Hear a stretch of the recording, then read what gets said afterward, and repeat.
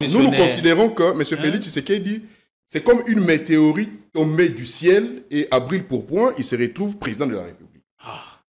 Ça, je vous dis franchement. Non. Parce que... non. Mon collaborateur a parlé ici... Je suis dans le droit de vous contredire. Justement. Attendez. Tshisekedi avait déjà une vision. Il s'y préparait. Il y a encore la dernière vidéo, je crois, sur... c'est pas encore la chaîne exactement, où déjà il affichait ses ambitions de devenir président. La vidéo existe. Nous sommes à l'heure du numérique où le parole ne s'envole plus. C'est tout simplement un parleur. Il ne faut pas prendre en considération ce qu'il dit parce qu'il est oscillatoire. Vous savez qu'il ne manque que l'hymne national et le drapeau en Nanga. Parce qu'il a l'administration, il a les magistrats, il a et la monnaie. Non, la monnaie. Et si, du moment où il s'allie directement à eux, il se penche vers ceux qui sont dans la monnaie, comment on appelle ça, cette monnaie-là qui traverse la Tanzanie, le franc CFA. Même le franc CFA, même le shilling. Parce que du côté de l'Équateur, on mange le franc CFA. Les transactions financières se font en franc CFA. Il y a même le franc ougandais. Du côté de l'Ituri, c'est le shilling ougandais. Le shilling ougandais. Vous allez dans une pharmacie en RDC, vous emmenez le franc congolais, on vous dit je ne connais pas cet argent. Il faudrait ramener le shilling. Si je voulais chuter en disant, il y a une différence entre la guerre d'agression et la guerre d'occupation. Nanga n'a jamais fait une guerre d'agression. Le Rwanda n'a jamais fait une guerre d'agression. Parce qu'une guerre d'agression, c'est un peu comme l'AFDEL. Ça évolue. Nous prenons aujourd'hui Bunagana, demain ça sera Goma, après Goma, nous arrivons Kisangani, Kalemi, Katanga, demain Kinshasa. Mais une guerre d'occupation, c'est depuis qu'ils sont allés. Référez-vous le 25 février 2024 ou 25, cette année, le 25 février. La communauté des États d'Afrique de l'Est a demandé expressement à la RDC de donner un statut spécial à Goma et Bukavu. Il y a un autre de déjà. Parce qu'ils ont ils risquent d'avoir la monnaie Kututo Bossana. Je disais, ils ont l'administration, ils ont l'armée. Ils ont les magistrats, on a vu, non? Aujourd'hui, ils ont le consulat. Ils ont le consulat kenyan. Et c'est le hymne national de la pote. Chez vous, un cadre moderne et paisible pensé pour votre bien-être. Des appartements spacieux baignés de lumière conçus pour un confort absolu. Un salon convivial, une cuisine moderne et 3 chambres élégantes pour un quotidien serein. 2 salles de bain raffinées pensées pour votre confort et votre bien-être. Sécurité 24 heures sur 24, parking privé, buanderie, internet offert et électricité garantie jour et nuit grâce à notre générateur de secours de 180 kVA. À Joa Place, fini le coupure, place au confort. Chaque détail est pensé pour faire de votre appartement un véritable havre de paix. Joa Place au numéro 7, avenue Kassai, quartier GB Ngaliema, à 3 minutes du boulevard du 30 juin, près de Mino Congo. Contactez-nous au plus 243 816 033 128. N'attendez plus, de Joa Place votre nouveau chez vous. Dans le cadre de la préservation des acquis comme voulu par les présidents de la République, 2024 pour l'inspection générale de finances sera une année de renforcement de la lutte contre la corruption et les antivaleurs dans la gestion publique. Pour ce faire, ce service de contrôle supérieur a lancé 222 points de contrôle dans l'ensemble du territoire national. Cette énième vague de la patrouille financière s'annonce énorme. Les entités à surveiller sont la DGI, la DGRAD, la DGDA, avec les provinces de Kinshasa, de la Tchopo, du Nord Kivu, du Congo central, du Haut-Katanga et du Lualaba. Aussi dans le lot du contrôle, 12 ministères sont concernés, 44 établissements et entreprises publiques, 7 provinces et 12 entités territoriales décentralisées et enfin la chaîne de la dépense publique. Les contrôles a priori, dit la patrouille financière, restent le mode par excellence du contrôle des finances publiques en RDC.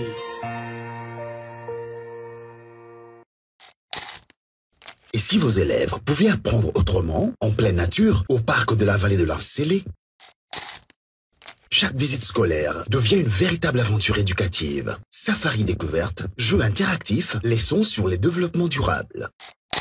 Entre émerveillement et apprentissage, vos élèves vivront des moments inoubliables. Et ce n'est pas tout. Découvrez l'école verte, un espace unique avec salle de classe, dortoir confortable et petit déjeuner inclus. Ici, vos élèves peuvent dormir, étudier et s'imprégner pleinement de la nature dans un cadre sécurisé et pédagogique. Avec nos forfaits spéciaux écoles, profitez d'un package complet comprenant l'entrée au parc, le safari découverte, l'accès à la plaine de jeux, un menu buffet et bien plus encore. Et le meilleur, grâce à nos prix forfaitaires avantageux, vous offrez à vos élèves une expérience éducative unique et inoubliable. Le parc de la vallée de l'Incélé. Apprendre en s'amusant, c'est possible. Alors, n'attendez plus. Optez pour un forfait scolaire selon vos besoins et réservez dès aujourd'hui. Téléphone plus 243 89 603 27 13 plus 243 81 389 13 77. Contact WhatsApp plus 277 934 025 41.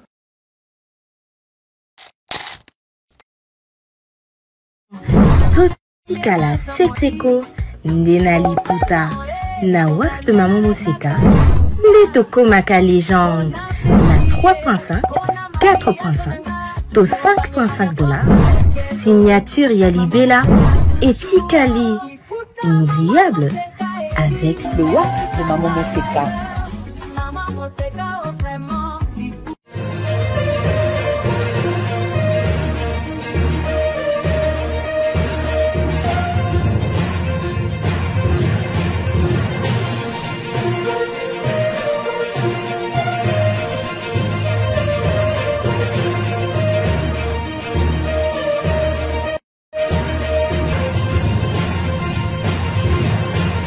Il arrive des instants où la sagesse et l'humilité sont plus importantes que la force et l'intelligence stratégique. Et si la République du Congo comprenait l'essence de l'engagement auquel elle a souscrit pour bien sortir de l'auberge, peut-être on n'en serait pas là. Mesdames et messieurs, vous faites bien de nous choisir. Bon début de semaine à toutes et à chacun. Merci de votre fidélité à ce programme, votre tribune de tout le jour qui va encore revenir une fois de plus sur les grandes questions d'actualité qui agitent la République démocratique du Congo. Cette émission connaîtra la participation de Marcel Kadimba, piste pour l'émergence de Seth Kikouni, et Patrick Sayel, observateur indépendant. Avec eux deux, nous allons passer près d'une heure d'antenne et nous espérons que vous aurez à passer avec nous un excellent moment de télé, comme on aime bien toujours le dire. Une fois de plus, soyez les bienvenus pour... je m'avais déjà salué mes intervenants.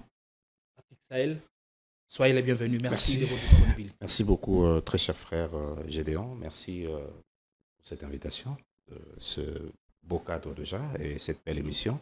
Je ne manquerai pas de saluer aussi mon très cher frère co-débatteur. J'espère que le temps que nous aurons à passer ici sera bénéfique pour la nation et pour nous-mêmes aussi. Voilà, nous traversons un moment très crucial. J'ai disais quelque part, j'ai dit la RDC traverse une zone de turbulence. Alors, il faudrait que la personne qui est aux commandes de cet appareil soit assez rodée, que ce soit un vieux, voilà, un capitaine, pour que l'appareil ne fasse pas crash. Parce que dans les moments de fortes turbulences, si le capitaine n'est pas bien rodé, l'avion va cracher. Donc, il faut un bon pilote pour un très bon pilote mener les pays à bon point. Voilà. Et ici je profite pour dire quelque chose au président de la République. La RDC, le moment que nous traversons, nécessite non pas un démocrate, mais un révolutionnaire. Alors, si vous pouvez trouver dans votre gibecière de démocrate le sursaut des révolutionnaires, et la RDC sortira de cette gouffre. Parce qu'il faut quelqu'un comme Lumumba, qui vient non pas lire un discours écrit d'avance, mais qui vient exprimer le ressentiment de tout un peuple. Il faudrait quelqu'un, malheureusement, comme... je dis malheureusement, parce que j'aurais voulu qu'il soit téméraire jusqu'à la fin, comme Kabound. C'est-à-dire qu'au moment où le navire est en train de vouloir chavirer, un homme sort et dit non. C'est-à-dire que quelqu'un qui peut dire non là où tout le monde attend qu'on dise oui. C'est-à-dire qu'il faudrait quelqu'un qui ne soit pas aligné. Quelqu'un qui sort de ce carcan-là des méthodistes. Quelqu'un qui n'est pas méthodiste mais qui est pragmatique. La RDC demande maintenant un président Oui, même un premier ministre pragmatique et fort qui a de la voix, un va en guerre. Parce que nous sommes en guerre. C'est-à-dire qu'il y a quelqu'un qui peut regarder les Occidentaux et dire, comme Ibrahima, assez, enough is enough. Vous avez tué, vous avez pillé, vous continuez de piller, et ils sont arrivés même à nous voler notre argent. Okay. Imagine qu'on fasse signer à la RDC un contrat de 400 millions pour un seul satellite. Une aberration totale. C'est-à-dire qu'ils prennent nos ressources. Ils prennent maintenant notre argent. On ne connaît pas les priorités. On n'a pas de priorité, malheureusement. C'est-à-dire qu'il faut un révolutionnaire. Je veux me répéter, parce que tout ce que nous avons comme matières primaires, les matières premières d'abord, primaire c'est l'homme, les matières premières que nous avons sont périssables. En lingala, on dit « esilaka ». Un révolutionnaire, c'est celui-là qui voit demain. Après l'or, ça sera quoi? Après le diamant. Parce que le diamant ne sera pas éternel. L'or ne sera pas éternel. La meilleure richesse. À Dubaï, ils ont déjà réfléchi après le pétrole. Après le pétrole, eux, ils sont dans le tourisme. Après le pétrole, ils sont dans le football. Ils attirent le monde vers les Émirats, vers le Qatari. Ok? Mais nous, après le cobalt, parce que le cobalt ne sera jamais éternel, après le coltan, après le diamant, après l'or, on pense déjà après tout ça, parce qu'il y a une guerre qui se prépare. Je vais chuter pour donner la parole à mon très cher frère. Nous allons faire face à la guerre de l'eau. Il vous souviendra que le président tchadien avait dit « Nous allons prendre l'eau de la RDC de gré ou de force ». Et Modeste Motinga l'a rappelé dans son livre Les inconscients de la République. Voilà. La République des inconscients. La République des inconscients. Voilà. Après la guerre de l'eau, nous allons faire face à la guerre de la forêt équatoriale. Parce que la forêt équatoriale dégage de l'oxygène qui va nourrir le monde d'ici peu. Nous sommes habitués avec nos 37 degrés, mais eux là-bas, 37 degrés, on appelle ça canicule. Les gens meurent. Alors pour que les gens ne meurent pas, l'espoir de l'univers repose entre autres dans la forêt équatoriale. Mais c'est chez nous. Mais ces gens-là qui vont respirer l'oxygène produit par la forêt équatoriale nous tuent aujourd'hui. Il faudrait qu'un révolutionnaire dise « Je coupe tous ces arbres-là, nous allons fabriquer les cure-dents. » Et eux, ils viendront nous supplier et ainsi nous aurons un moyen de pression pour dire « Vous voulez qu'on coupe pas les arbres de la forêt équatoriale ? Alors, arrêtez votre pantin de Kagame. » Allez, ça c'est une interpellation à l'endroit du président de la République surtout. Et une très belle entrée à la matière. Laisse-moi saluer aussi Marcel Kadimba. Je disais cadre au sein de Piste pour l'émergence de cette Kikuni. Patrick Sahel tout à l'heure a présenté un tableau quelque peu sombre. Il dit en ce temps cruciaux, il nous faut un bon pilote pour stabiliser l'avion. Et une interpellation aussi, c'est que au-delà de ressources naturelles à foison dont dispose la RDC, il faut penser à la transformation de l'homme qui représente ou qui pourrait représenter la grande richesse pour un pays. Votre avis? D'ailleurs, j'ai renchéri, c'est que mon collaborateur était 10 ans parce qu'il a donné un bel exemple d'un pilote. Mais je vais tout simplement signaler à mon collaborateur que nous avons affaire à un pilote qui n'a pas de boussole. Un pilote qui n'a pas de variomètre pour mesurer la montée de l'avion. Un pilote qui n'a pas d'altimètre pour mesurer l'altitude. Un pilote qui ne sait pas voir l'état des moteurs, c'est-à-dire qu'un indicateur de température pour voir est-ce que le moteur est favorable pour décoller. Donc, c'est-à-dire que... Vous mesurez tout ça par quel élément? Par quel élément? Parce que dans le contexte politique, j'ai toujours dit, nous avons affaire à une kakistocratie. Chaque jour, vous me dites, mais pourquoi vous voulez ces mots? Parce que c'est un concept qui renferme bien évidemment tout ce que nous vivons. C'est-à-dire que nous avons affaire à un néo-patrimonialiste. C'est-à-dire qu'il est sans vision, sans indicateur, sans programme, qui n'a jamais été préparé pour la République. C'est comme ça qu'il peut s'évertuer après un budget alloué à la présidence, par exemple, pour peut-être la gestion de cette institution, qui est la première d'ailleurs. On peut s'évertuer. Le tout premier semestre, on est déjà en dépassement.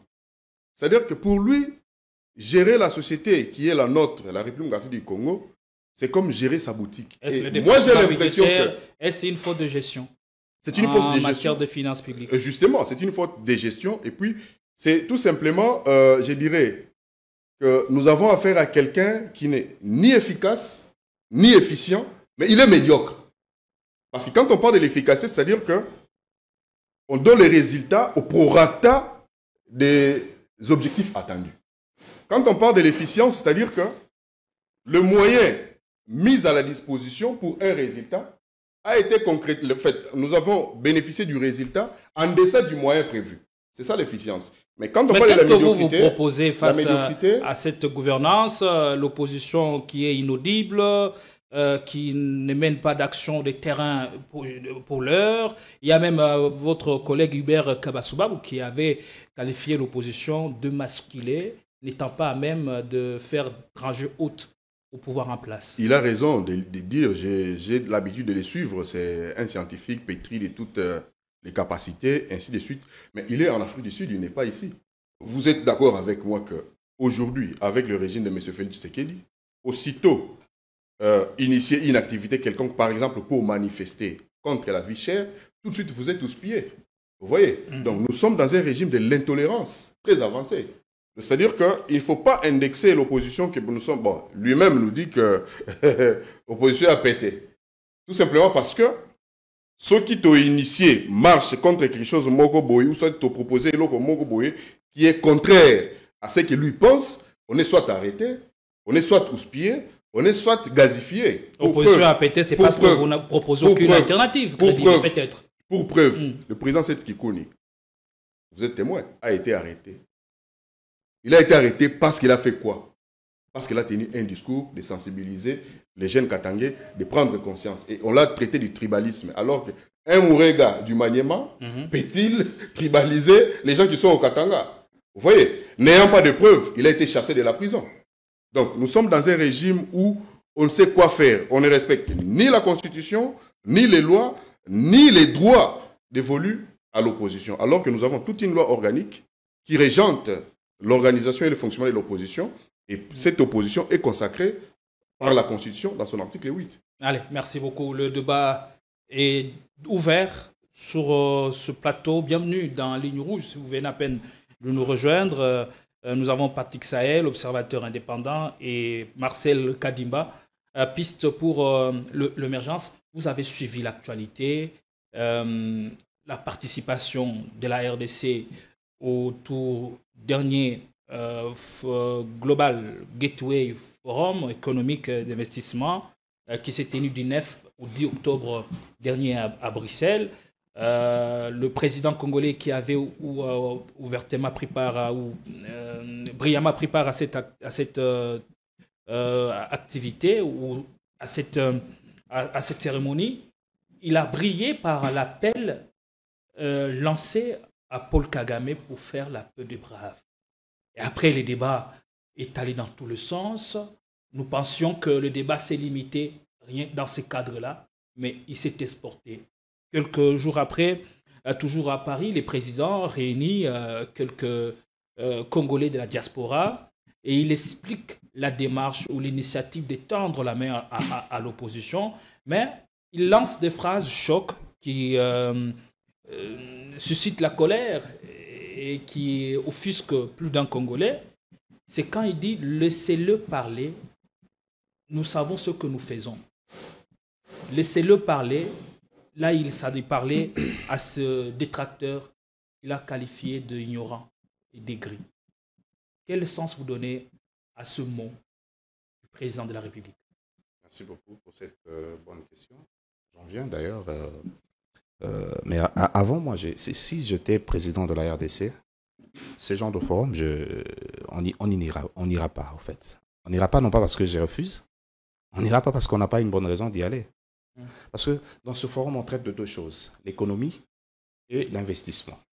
La force économique d'une nation repose dans ce qu'elle exporte, ce que nous vendons à l'étranger. Vous pouvez m'en citer un chez nous? Officiellement, nous exportons quoi? Il n'y a pas. Parce que la stabilité économique vient du moment où nous exportons des choses et les devises qui arrivent donnent la force à notre économie, à notre monnaie.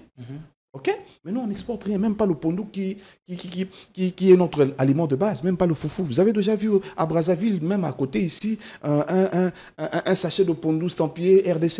Il n'y en a pas. L'exportation est faible. Mais quand on parle de cette exportation, c'est les Chinois qui viennent, qui sont dans nos mines. Et quand on parle de ces Chinois-là, ce n'est pas le gouvernement chinois, c'est des individus, des particuliers chinois. Ils viennent sous forme d'investisseurs. Et dites-moi, qu'est-ce qu'ils ont investi ici? Il n'y a pas d'investissement État-État. Il n'y a pas de collaboration État-État. Ici, c'est plus État et privé. Mais quel privé? Déjà, ces genres de forums, si ce forum voudrait rester sérieux, les pays comme la RDC ne peuvent pas... Peut-être la RDC attend de donner ses minéraux. La RDC attend de donner ses minéraux. Attend de donner, mais nous avons déjà donné, frère. On va donner à combien de personnes? On a donné aux Américains. On a donné au Rwanda en 2021. Il y avait parlant de l'or, à Sokima, quelque chose à Maniema là-bas. Le contrat qu'on avait avec le Rwanda, contrat qui s'est vu être résilié pour donner le même contrat à Dubaï. Désormais, l'or de la RDC est vendu par Dubaï. C'est Dubaï qui trouve les clients, c'est Dubaï qui vend et c'est Dubaï qui donne l'intérêt. C'est-à-dire que le prix de vente, c'est Dubaï qui connaît. Et nous, on attend nos 45%. C'est ce que vous appelez investissement? Non. C'est-à-dire qu'à un moment donné, notre pays, il faut revoir beaucoup de domaines, il faut revoir beaucoup de choses. Il faudrait aller maintenant dans un sérieux, avec des personnes sérieuses, des personnes capables de bouger les lignes. Il y en a?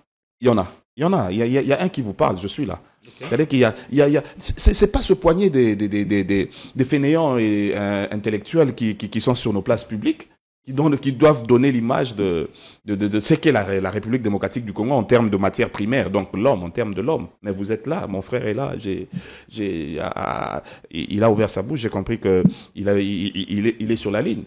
Mais vous allez chercher ces gens là-haut. Ok? C'est-à-dire que, mettons de côté comment on dit, les fixations.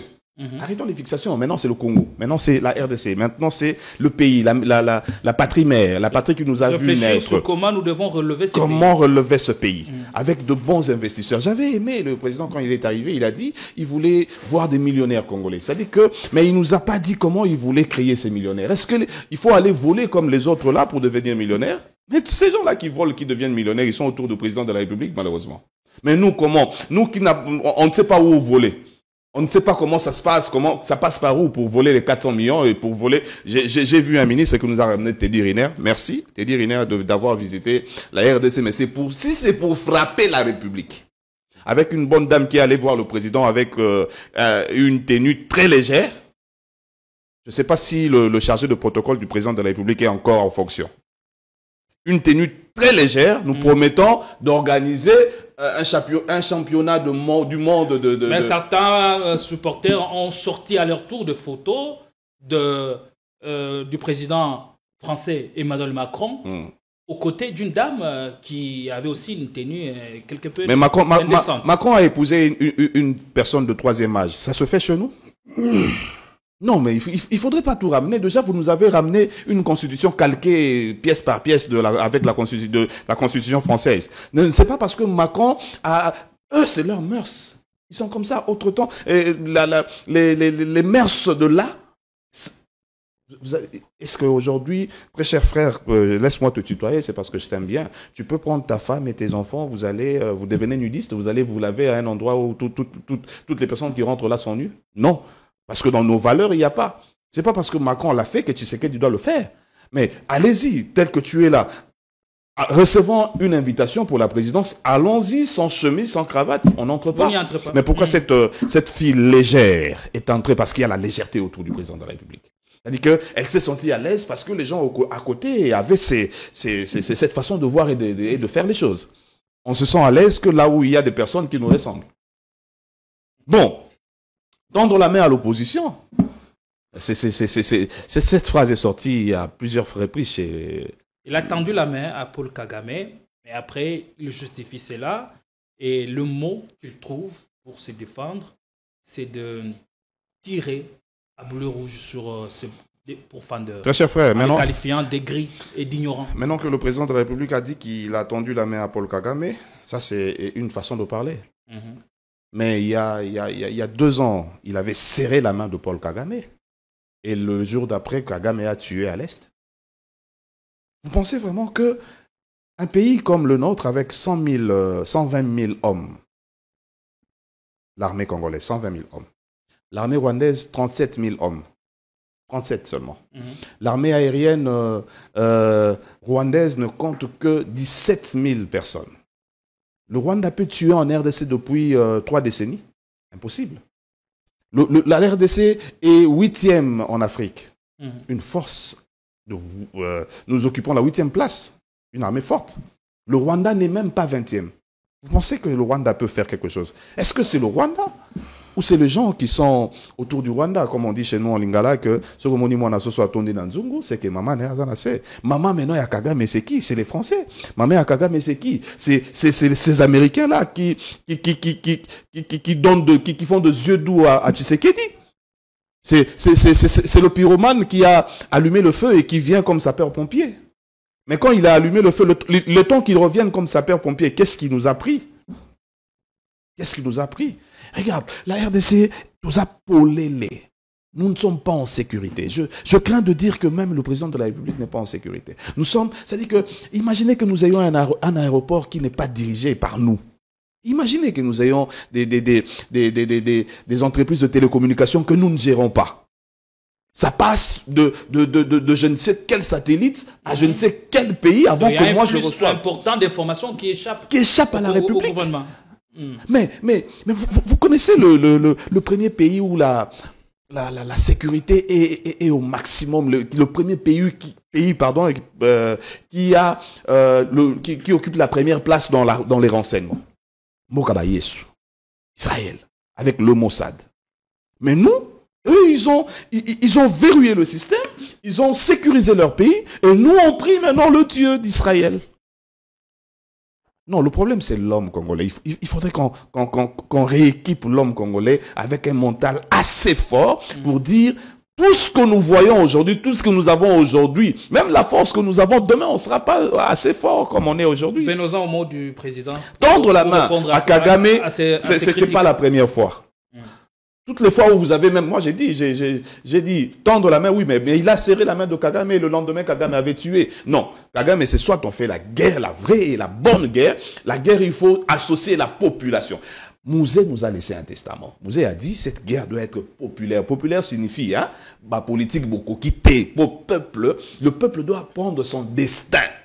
Je ne parlerai pas de l'article 64 parce que depuis un temps, cet article est mal compris. Quand tu parles de l'article 64, tu es devenu un mot à battre. Je ne parle pas de l'article 64. Je parle maintenant de cette hargne-là. C'est-à-dire que, Omitombo Kelly, enough is enough, assez c'est assez. C'est nous qui mourrons. Vous savez, ces gens-là, depuis Tshisekedi jusqu'au dernier ministre là, de la liste, qui même quand elle parle en lingala, on sent qu'elle est vide. Je ne sais pas comment elle a fait pour représenter la jeunesse. Suivez. Ils mangent gratos, ils ont le carburant gratuitement, ils ont même la bière gratuitement, les préservatifs gratuitement, ils ont tout gratuit. C'est nous on paye. Nous on paye. Le coût du carburant, moi je le sens, toi tu le sens, mais Tshisekedi ne le sent pas. La chikwan, le dollar qui devient 19 aujourd'hui, mais ce que j'achetais hier à 30 000, hier je suis allé quelque part, j'ai dit, Popé, ça n'a un kilo en goulou, et 32 000. Mais donc, ça dit que j'achète maintenant kilo en goulou, on a 20 $. Ok? Mais je dis, Soumine, on ne sait pas. C'est maintenant ce peuple-là qui souffre, qui doit se lever. Et j'ai dit, se soulever s'il le faut. Se lever et se soulever s'il le faut. J'ai toujours dit, attention, le printemps arabe, c'était une seule personne qui s'est immolée. Mais maintenant, nous sommes en train de mourir en masse. Au Congo, aujourd'hui, j'ai vu une femme qui allait accoucher. Aujourd'hui, on meurt encore parce que tu pars donner la vie et toi, la vie que tu allais donner, t'as repris ta vie. À Congo, moi, c'est un coup fanal Nagobota. Allez, répondez directement à la question en 1 minute. Non. Qu'est-ce que cela vous semble quand le président répond à ces profondeurs? C'est politique, frère. Ce ne sont que des ignorants. C'est vrai, c'est politique. Le président ne peut que dire ça. Laissez-les parler, ils ne savent pas ce que je fais. Mais président, ce que vous faites là, on devait le savoir. Parce que vous êtes le numéro 1 de nous tous. Le premier d'entre nous, c'est le président de la République. Comment vous nous cachez ce que vous faites? Il faut le mettre à la place publique, sinon on va dire, président, ce que vous avez dit là, c'est bien, on va faire des... Parce que Mayele et Moussou, le président, mais comment vous commencez à nous cacher ce que vous faites? Alors si vous nous cachez ce que vous faites, soyez taiseux comme Kabila. On cherchait à savoir ce qu'il pense, mais nous sommes messages ici, que tu parlais. Pourquoi? En étant taiseux, Kabila nous a évité beaucoup de scandales. Mais et en parlant beaucoup, Tshisekedi nous a ramené beaucoup de scandales. Il y a quelqu'un qui dit vaut mieux être maître de son silence qu'être prisonnier de sa parole. Allez, l'essentiel du discours... Et Machiavel a dit, faites en sorte que vos mots soient des portes et non des fenêtres. Allez, ça c'est important. C'est cela la sagesse. Voilà. Nous avons besoin à ces moments. On va suivre l'essentiel de l'échange du président de la République avec le Congo de la diaspora à Bruxelles. Puis on revient pour le décortiquer. Jusqu'à l'intérieur du pays, tous ceux qui parlent de dialogue et tout ça, qui présentent aussi à leur manière les choses en disant voilà, on ne veut pas du dialogue. Oui, on ne veut pas de ce dialogue-là. Oui, celui-là, on n'en veut pas. On veut d'un dialogue entre Congolais qui sont tous contre cette agression. La seule chose que je demande à ces gens qui veulent le dialogue, c'est d'abord de condamner l'agresseur, de le nommer clairement et de le condamner. Et là, alors, on va dire que ce sont des patriotes qui peuvent se mettre à nos côtés pour parler dialogue. On ne parle pas dialogue avec des émissaires des agresseurs, qui d'ailleurs, quand ils arrivent à la table des discussions, parlent que d'intérêt des agresseurs. Ils ne parlent pas d'intérêt des intérêts des Congolais. Il n'y a rien qui concerne les Congolais. Tout est tourné sur comment est-ce que on va. Alors ça, moi j'ai dit, ça n'arrivera plus, en tout cas, à moins qu'on me dégomme, on me tue. Mais tant que je serai vivant, ça n'arrivera pas. Ça n'arrivera pas parce que c'est à cause de ça que nous sommes toujours dans nos problèmes ici. Toutes ces farces qu'ils ont appelées dialogue et ceci, cela, qui se sont terminées par des brassages, des mixages, des unions nationales ou que sais-je encore. Et c'est tout ça qui a amené les problèmes que nous avons. Et donc moi, j'ai dit plus jamais. Donc je veux bien qu'on discute des problèmes du pays parce que comme dans tous les autres pays, notre pays aussi a des problèmes. On peut en discuter, mais ça ne veut pas dire qu'il faut ça doit se terminer par des brassages, des mixages. On a introduit dans nos institutions des gens qui sont inféodés, des gens qui ont des nationalités douteuses, des choses comme ça. Ça, c'est... Alors, donc, nous voulons la paix. Ça, c'est très clair. Nous sommes les premiers à le dire depuis la guerre. Voilà, de retour sur ce plateau pour le décryptage de Marcel Kadimba. Les présidents étaient on ne peut plus clairs. En aucun moment, je ne trahirai mon pays ni mon peuple. Surtout, ce que vous devez savoir, faire la paix, ce n'est pas une faiblesse. Croyez-moi, je suis très loin d'être faible.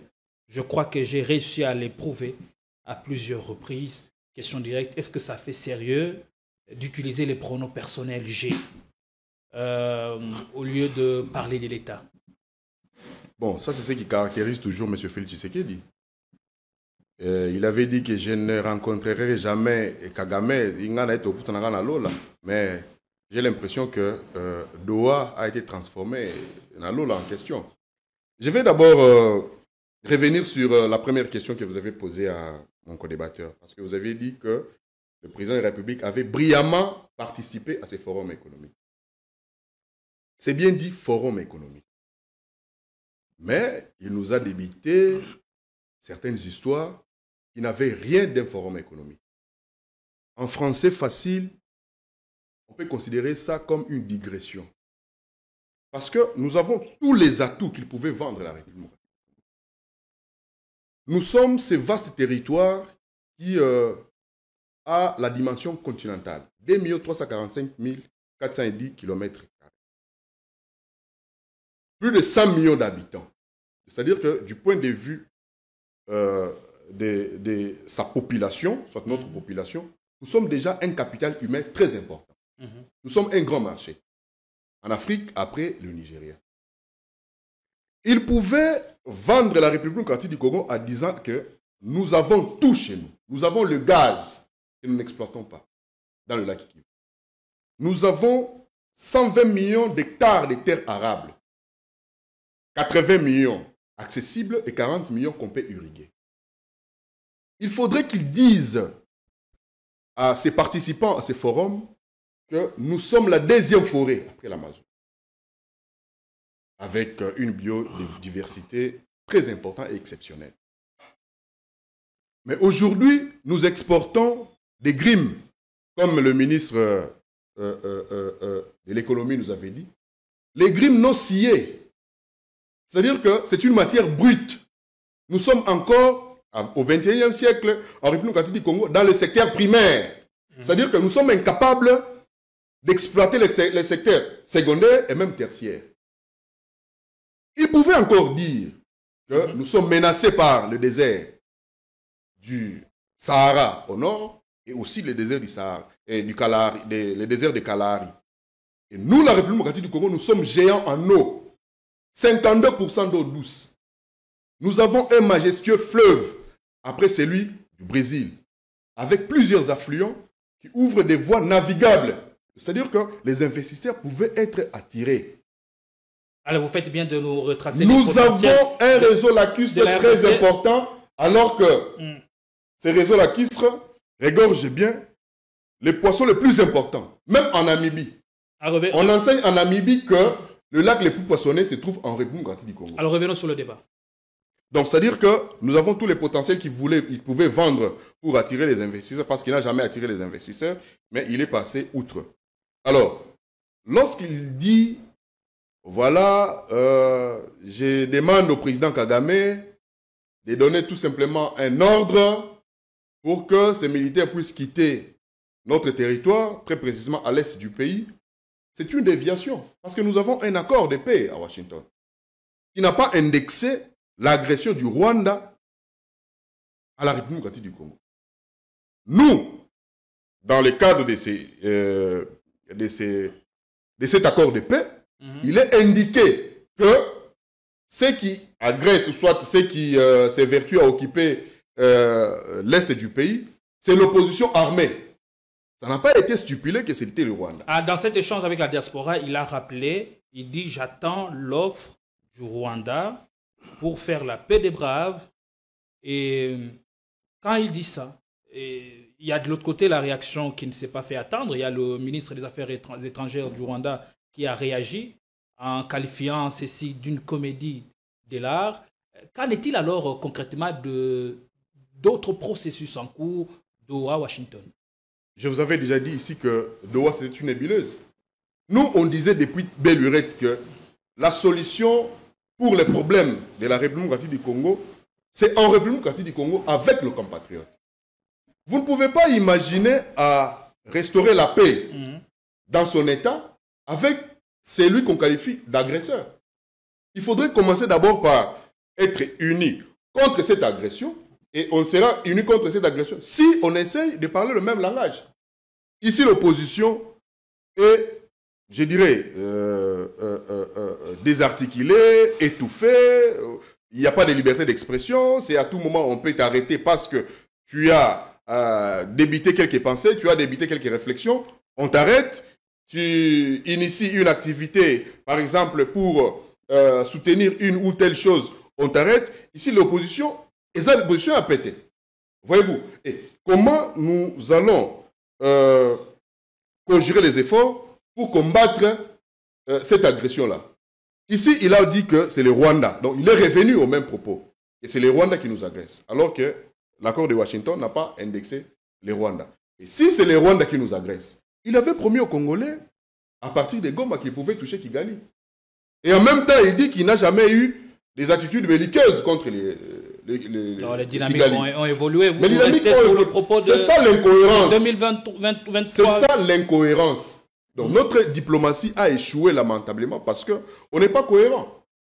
Parce que les instruments de la diplomatie, c'est quoi? C'est d'abord la cohérence stratégique, la crédibilité internationale et tout ce qui va avec. On n'est ni crédible ni cohérent. Est-ce qu'on peut nous prendre au sérieux? On ne peut pas nous prendre au sérieux. Et qui est en train de mettre à genoux notre pays? C'est le chef de l'État, le président de la République. C'est pourquoi nous, en tant que piste pour l'émergence, nous disons, M. Félix Tshisekedi n'a jamais été préparé pour gérer ces pays et il sait où nous amener. Donc, tout ça dans le système Kiboudi. Il doit tout simplement démissionner et laisser la place aux gens qui sont préparés pour amener notre pays vers l'émergence. Allez, bien merci. On revient à Patrick Sahel. Le président parle, il ferme la porte du dialogue aux émisseurs des agresseurs. Ce sont là ce mot. Ma question, c'est de savoir, quand il parle des agresseurs, aujourd'hui, on est à même de les identifier clairement. De qui parlait-il exactement quand il fait allusion aux agresseurs? C'est un secret de polichinelle. L'agresseur, c'est le Rwanda. Mais lui parle des agresseurs. Quand il parle des agresseurs, c'est-à-dire que le Rwanda n'est qu'un pantin.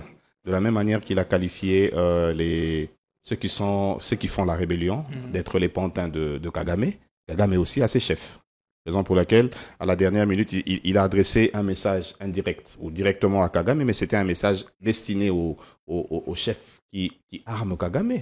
Kagame n'a pas une usine de production d'armes, mais il est toujours armé. La dernière fois, je me rappelle, c'était en 2023, on a arrêté 2 militaires rwandais avec des armements lourds venant de la Chine. Donc dans la sous-région, il n'y a que le Rwanda qui représente une menace à la RDC. Donc, vous savez, je risque de peindre le décor de ce qu'on a appelé hier la communauté Imatuti, la communauté Tutsi Power aujourd'hui. Tutsi Power, c'est une communauté financée. Le pays où la personne qui finance cette communauté, c'est le Kenya. Quoi de plus normal qu'on voit le Kenya avec beaucoup de banques ici en RDC. C'est-à-dire que TMB, Equity, c'est des banques kenyanes. Alors que c'est le Kenya qui finance la communauté Imatuti. Mais c'est le Kenya aussi qui connaît l'effectif réel des militaires de la RDC parce que c'est lui qui paye les militaires. Vous voyez le danger? C'est-à-dire que le Kenya paye le militaire avec la banque TMB et Equity Bank, mais c'est le Rwanda qui paye les militaires avec son réseau de télécommunications Africell. C'est-à-dire que nous avons pris un destin sécuritaire de notre pays, nous avons donné à nos ennemis. Mais après le Kenya, c'est le Rwanda maintenant, dont la communauté Imatuti ravitaille cette communauté en hommes et en armes. C'est-à-dire que si cette communauté veut faire la guerre quelque part, c'est le Rwanda qui va. Raison pour laquelle le Rwanda est passé par l'Ouganda pour avoir Bunagana de la nuit du 12 au 13 juin 2022. Aujourd'hui, Bunagana va fêter 3 ans entre les mains de cette communauté Tutsi Power. Mais cette communauté Tutsi Power, si cette communauté a pu installer un président aux États-Unis, qu'est-ce qui ne peut pas installer un ministre ici chez nous? Est-ce que c'est le travail que nous devons faire premièrement? Il faut d'abord démanteler les agresseurs de la RDC dans la région de Grand Lac avant de mettre en place une analyse stratégique. Très cher frère, imagine que les États-Unis nous demandent, après avoir signé cet accord que j'avais jadis qualifié d'acte de vente de notre pays, l'accord de Washington, l'accord nous disait, asymétrique de Washington. L'accord nous disait qu'il fallait traquer les FDLR. On va évoquer la question tout à l'heure. J'en viens parce que vous m'avez posé une bonne question. Mais c'est qui? Parce que Tshisekedi a parlé des détracteurs, il a parlé des agresseurs. Quand j'ai dit le Rwanda, vous avez dit il y en avait beaucoup. Je suis en train de peindre le décor pour d'ouvrir cette... Dans cet accord, on nous demande de traquer les FDLR qui sont dans les zones occupées. Vous pouvez me dire comment ça va se passer? Un accord de paix entre RDC... On dit il faut traquer. Et le neutraliser. Et les concepts en droit international ne sont pas aléatoires.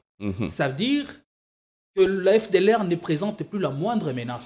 Tant que la menace subsistera, eh bien, le Rwanda aura sa raison d'être. Sa présence sur le sol congolais. Avant même de réfléchir de la sorte, il y a le président de la République qui sort l'année passée, il dit les FDLR ne représentent plus une menace. Lui, le président de la République. J'ai suivi Vincent Karega aussi dire la même chose. Les FDLR ne représentent plus une menace pour le Rwanda. Mais quelques temps après, malheureusement, c'est la ministre, comment elle s'appelle, Judith, comment elle s'appelle, Kaikwamba Thérèse, qui va aller dire, affirmer cette menace que Tshisekedi avait dit que ça n'existait plus. C'est elle qui nous a mis dans cet embarras. Et quand elle a dit, il lui fallut maintenant qu'on envoyât quelqu'un pour qu'il dise maintenant, et au fait, ce que la ministre a dit n'était pas quand on a laissé passer. Aujourd'hui, on nous demande de traquer des FDLR fantômes qui sont arrivés chez nous en 94. Vous pensez que ces gens-là qui, en 94, pouvaient avoir déjà 30 ans, aujourd'hui, ils sont toujours forts? C'est toujours une force qui fait peur à Kagame.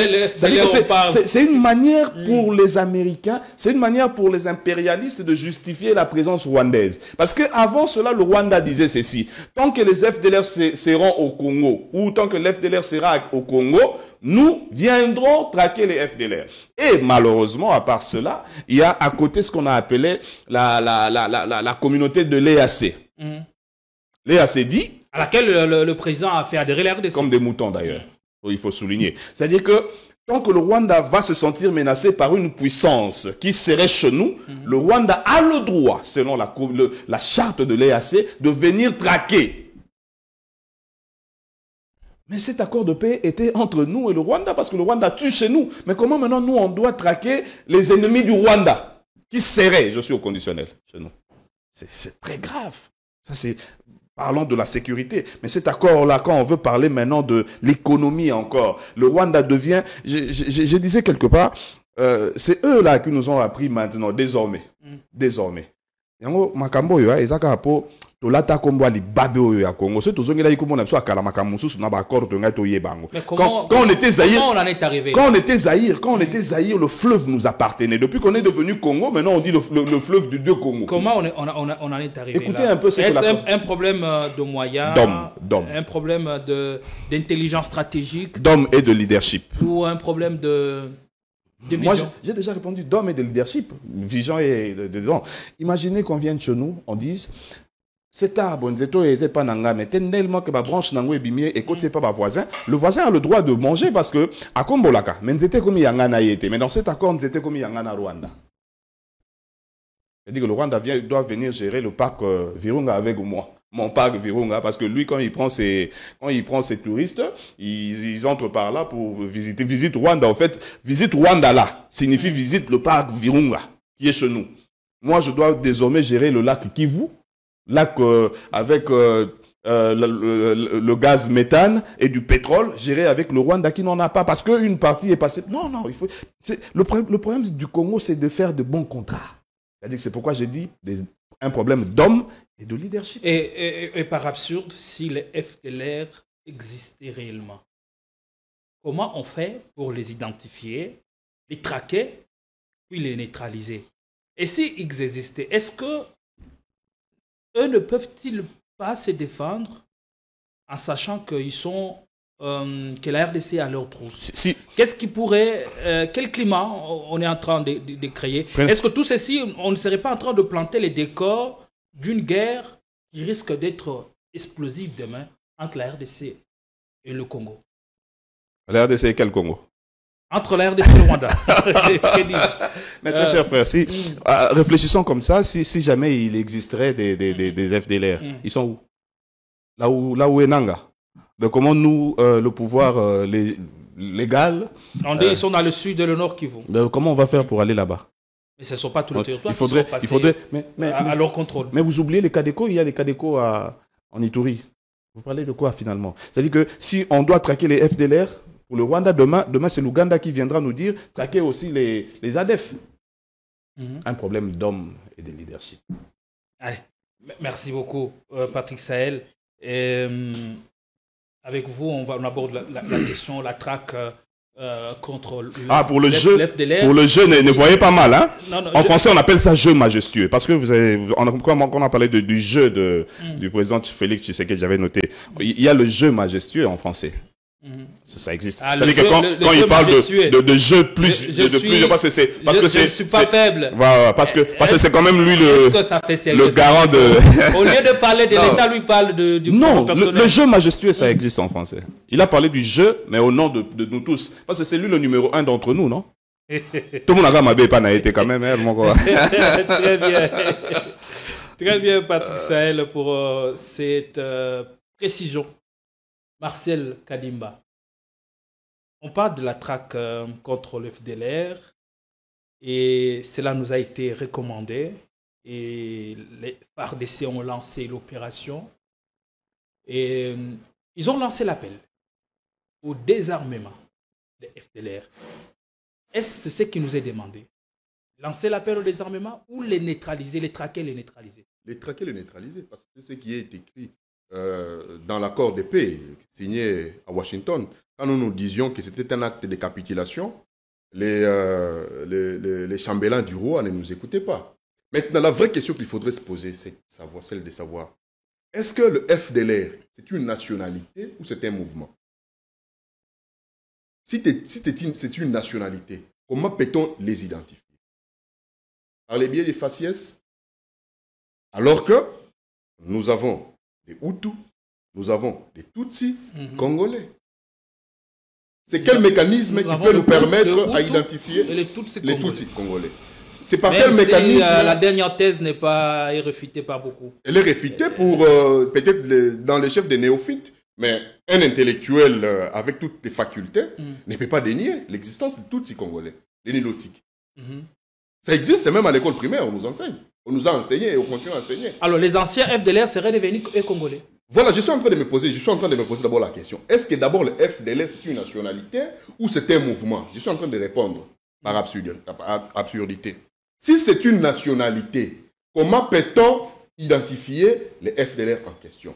Est-ce que les FDLR signifient Hutu ou Tutsi? C'est ça la vraie question. Alors, si c'est les Hutus ou les Tutsis, comment peut-on les identifier? C'est-à-dire par des faciès, alors qu'il y a des Tutsis congolais, il y a des Hutus congolais. C'est-à-dire qu'il y a une difficulté cuisante, n'est-ce pas, pour les identifier. La deuxième question, est-ce que c'est un mouvement? Si c'est un mouvement, comment peut-on les identifier si ils n'opèrent plus? Parce qu'ils sont venus en 94. Mon co-débatteur a bien épinglé. C'est des gens qui ont traversé 30 ans, 40 ans, 50 ans. Aujourd'hui, ils ont quel âge? Si ce mouvement existait réellement, ça fait la dernière fois que nous, comme gouvernement légal, soit comme gouvernement régulier, la dernière fois qu'on a entendu, au travers les ondes par exemple, ou soit écouté, ou même apercevoir leur dernier communiqué, c'était quand? Signé FDLR. C'était quand? Vous voyez? Donc c'est-à-dire c'est du baratin. Le rapport c'est un mouvement qui n'existe jamais. Le rapport à terre, c'est que certains FDLR auraient renforcé les rangs des FARDC. Ils auraient renforcé. Comment ils ont été identifiés? C'est ça la vraie question. Avez-vous Nous lisons les communiqués de l'AFC, M23. Nous entendons, nous écoutons, même à travers les ondes de certaines radios, les opérations perpétrées, soit les désolations perpétrées par les Codeco. Avez-vous déjà écouté, soit entendu, les opérations perpétrées par les FDLR, signés FDLR? Ce sont des petits bandits congolais des Maï qu'on qualifie FDLR. Ce sont des petits Congolais, des Tutsis, Hutus, qui opèrent dans des zones minières qu'on qualifie des FDLR. Parce que nous, formellement, en Démocratie Congo, depuis Joseph Kabila, on n'a jamais accepté que les FDLR existent. Alors comment on fait aujourd'hui pour sortir de l'auberge? Parce que c'est ce qui est demandé à la RDC, premièrement, de traquer et neutraliser les FDLR. Ensuite, le Rwanda les verra ces mesures dispositives. C'est une naïveté. C'est une naïveté, c'est comme une équation, c'est comme si on était en train de demander à la RDC de reformuler les théorèmes de Pythagore. C'est comme si on était en train de nous demander de résoudre une équation difficile à résoudre. Permettez-moi la redondance. Donc, c'est-à-dire qu'on nous demande une chose impossible. Parce que j'ai posé la question ici. Est-ce que le FDLR c'est une nationalité ou c'est un mouvement? Ou si c'est un mouvement, où on peut trouver, où on peut géolocaliser le siège de ces mouvements-là? Mais quand l'armée congolaise lance l'appel au désarmement, ça sous-entend qu'ils existeraient. C'est une faiblesse stratégique. Quelque part. C'est pourquoi moi je disais... Ça procède d'une intelligence stratégique pour vider les prétextes du Rwanda. Ce n'est même pas une intelligence stratégique parce que même s'il disait, en tout cas, tous les FDLR doivent déposer les armes, on doit les traquer, et ainsi de suite. Le Rwanda sait très bien pertinemment que les FDLR n'existaient pas. Pour eux, c'est ce qu'on appelle une sorte de subterfuge pour, n'est-ce pas, pérenniser leur existence en République démocratique du Congo. Parce que le Rwanda ne peut pas exister sans la République démocratique du Congo. Ça, c'est indéniable. Parce qu'au Rwanda, il n'y a rien. Dans leur sous-sol, il n'y a rien. C'est ici, chez nous, qu'ils trouvent de quoi à manger. C'est ici, chez nous, mon collaborateur a aussi épinglé, le parc de Virunga. C'est chez nous qu'ils exploitent le tourisme. C'est chez nous qu'ils exploitent le gaz. C'est chez nous qu'ils peuvent encore exploiter du pétrole. Parce que nous, en République démocratique du Congo, nous sommes comme un jardin d'Éden. Il y a tout. Imaginez, nous avons une réserve de 80 millions de barils de pétrole que l'Ouganda exploite déjà au travers du lac Albert. Si nous sommes incapables de sécuriser les 240 km des frontières qui nous séparent avec le Rwanda, est-ce que nous serons en mesure de sécuriser les 900 km qui nous séparent avec l'Ouganda? C'est-à-dire que c'est pourquoi nous avons besoin d'un leadership fort, un leadership visionnaire, un leadership de qualité. Le pouvoir de M. Félix Tshisekedi, c'est un pouvoir qui, je dirais, un pouvoir inexistant en fait. Le président Félix Tshisekedi est en train de gérer la République démocratique du Congo comme l'UDPS. Les désordres qu'il y a dans l'UDPS, c'est les désordres qu'il y a dans le chef de l'autorité. Mais je suis en train de dire. Ne gère pas l'UDPS. Mais je suis en train de dire. Donc c'est-à-dire qu'il est en train de gérer le pays comme Kabouya est en train de gérer l'UDPS. Parce que dans ceux qui ont l'UDPS, aucune organisation. Désordre. Imaginez qu'ils ont des secrétaires généraux, une sorte de bicéphalisme. C'est leur organisation. Justement. Mais parlons de l'État. Le pays, notre patrie mérite mieux d'avoir un leadership de qualité, un leadership transformationnel, un leadership capable d'imposer sa souveraineté, un leadership capable de sécuriser les Congolais, un leadership capable de défendre son territoire. Nous n'avons pas le droit de laisser même un décamètre, même 1 kilomètre, même 1 mètre. Allez, bien, merci. Un mot pour conclure sur ces sujets. On va se quitter par là. C'est la réaction du conseiller spécial de Donald Trump pour l'Afrique, Massad Boulos, qui a réagi, salué l'appel lancé par les FARDC au FDLR pour déposer les armes. La Belgique s'est associée à Massad Boulos pour saluer l'appel de la RDC et l'interdiction de collaboration avec les FARDC, entre le FARDC et l'FDLR. Et ce qui est écœurant ou ce qui donne de pincement au cœur, c'est quand Maxime Prévost précise qu'en cas de violation, il y aura l'imposition des sanctions sévères contre les pays qui vont désister. Il est désormais essentiel que ces décisions sans équivoque se traduisent par des actions concrètes sur le terrain et que toutes les parties contribuent pleinement aux objectifs de l'accord de paix. Qu'est-ce qui se prépare? Très cher frère, la RDC est-elle prise dans les taux? Lorsqu'on te demande de traquer un fantôme avec des menaces, comme que si... on brandit des menaces. Si jamais tu n'atteins pas la mission, il y aurait de sanctions. Et la grosse bêtise, c'est quand l'armée demande aux FDLR de déposer les armes. Ils sont où? Vous parlez de quelles armes? Ils sont où? C'est-à-dire qu'on accepte une chimère. Mais on traque un fantôme et vous parlez au fantôme pour dire « Cher fantôme, dépose des armes ». Ils sont où? Quelle est l'intelligence qui se cacherait derrière? Mais déjà dans l'accord. Peut-être la RDC veut jouer le trouble-fête ou vider le prétexte. On ne joue pas le trouble-fête au sommet de la nation, frère. Vous parlez de quel trouble-fête? Il y a des instances où on n'y va pas, on ne se retrouve pas parce que voilà, on avait sa belle veste, sa chemise blanche. Non. Là où on parle de diplomatie, il faut des diplomates. Pourquoi le processus patine? Cher frère. Est-ce que c'est pas parce que Tshisekedi a compris les dangers? Et dans quoi on est embarqué? Non, mais je ne voudrais pas répondre à cette question-là.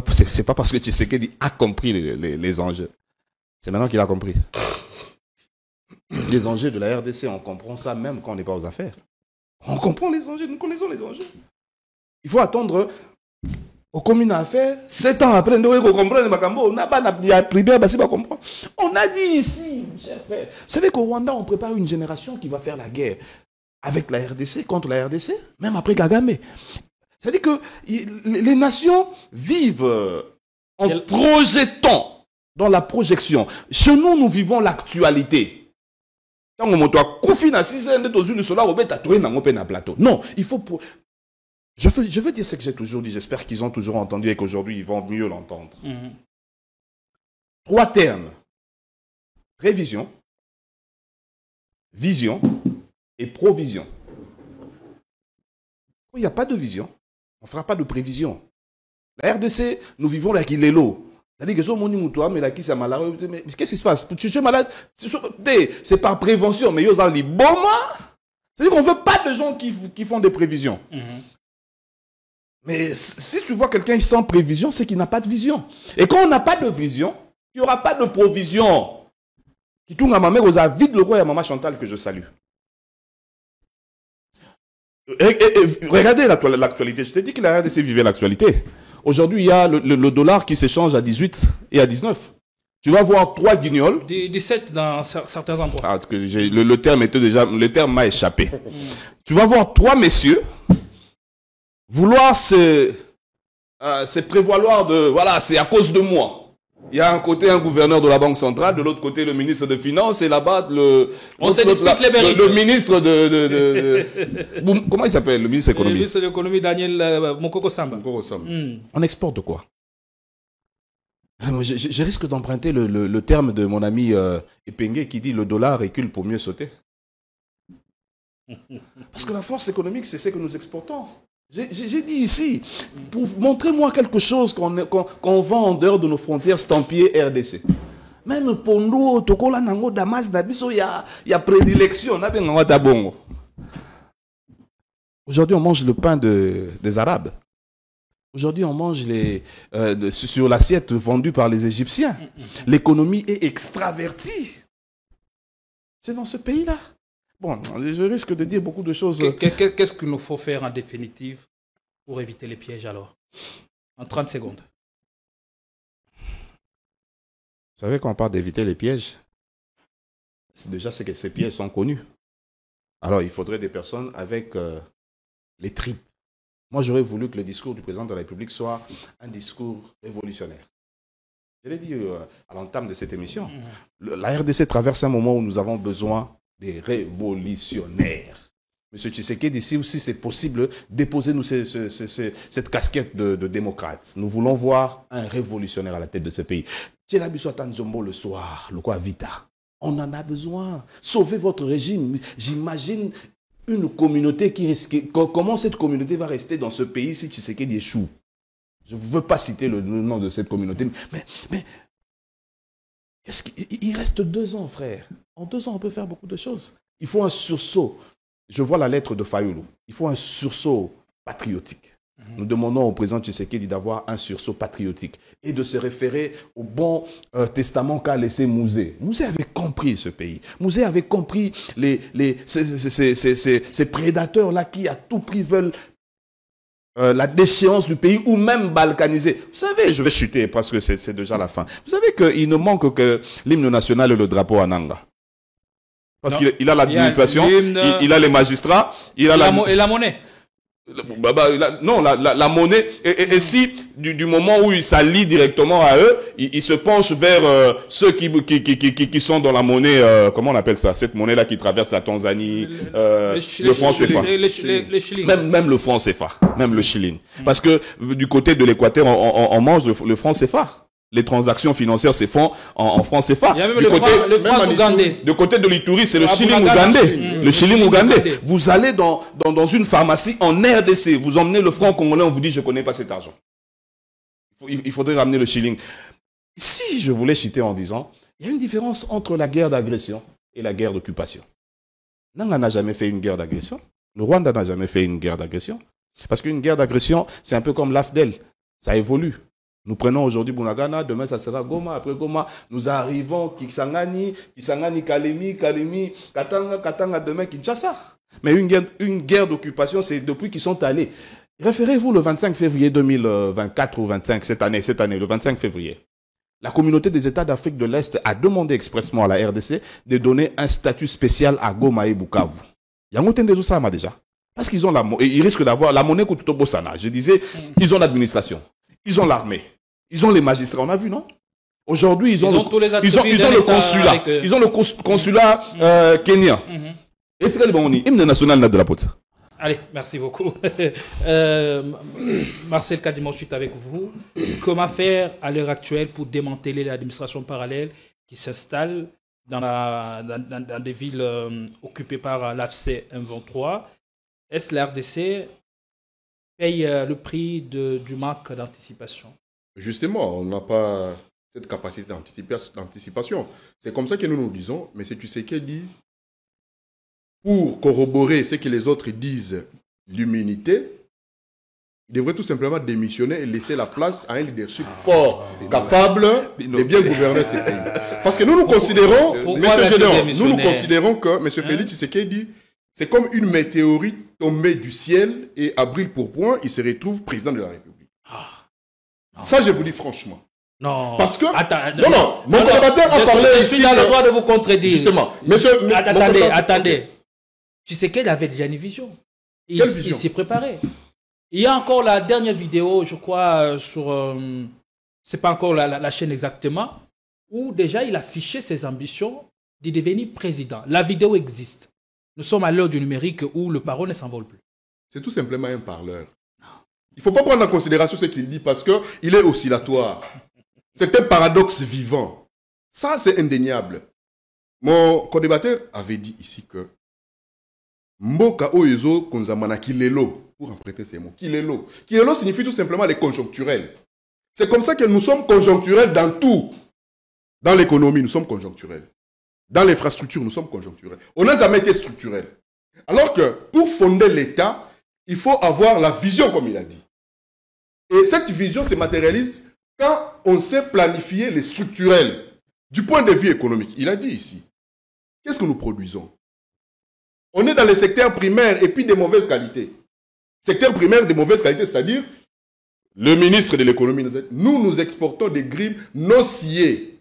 C'est-à-dire que même les écorces là, nous exportons les matières premières à l'état brut. Alors que nous pouvons développer les secteurs secondaires, c'est-à-dire un peu de transformation. Et le secteur tertiaire, c'est-à-dire que tout ça, les bachenettes, tout ça. C'est-à-dire que vous êtes les aigris. Vous êtes ignorants. Nous sommes des conjoncturels. Nous sommes des conjoncturels. Est-ce que vous ne parlez pas parce que vous êtes ignorants ou aigris? Je ne sais pas si ma propos est révélateur à la montagne sacrée. Non, ça ne vient pas de... Et alors, je suis en train de dire qu'on n'a jamais été planificateur. On ne planifie rien dans ce pays. C'est comme ça que vous voyez que c'est les sociales qui est en train de balbutier, c'est les fonctionnaires qui sont sous-payés, c'est l'économie qui n'est même pas valorisée, nous sommes extravertis, on importe tout et de mauvaise qualité. Alors que nous avons tout. Faites alors parade de votre intelligence face à ces situations. Comment s'y prendre? Si c'est le piste pour le message qui est à la tête du pays, comment feriez-vous pour démanteler l'administration parallèle et en même temps changer la balance ou pencher la balance en notre faveur? Il n'y a que des approches. Parce que face à une guerre, il n'y a que des approches. Soit la diplomatie, soit la guerre. M. Félix Tshisekedi nous avait promis qu'il fera la guerre. Et si c'est nous qui avions cette approche de faire la guerre, on ferait la guerre. Et on mènerait cette guerre-là de manière sérieuse. Si c'était l'approche diplomatique, on ferait vraiment la diplomatie. Parce qu'il y a des principes diplomatiques qui disent qu'il faut l'égoïsme national, il faut la rivalité du pouvoir, il faut la cohérence d'idées, il faut la crédibilité internationale. Si c'est la diplomatie, nous, on ne se serait pas mêlés dans une diplomatie des casinos.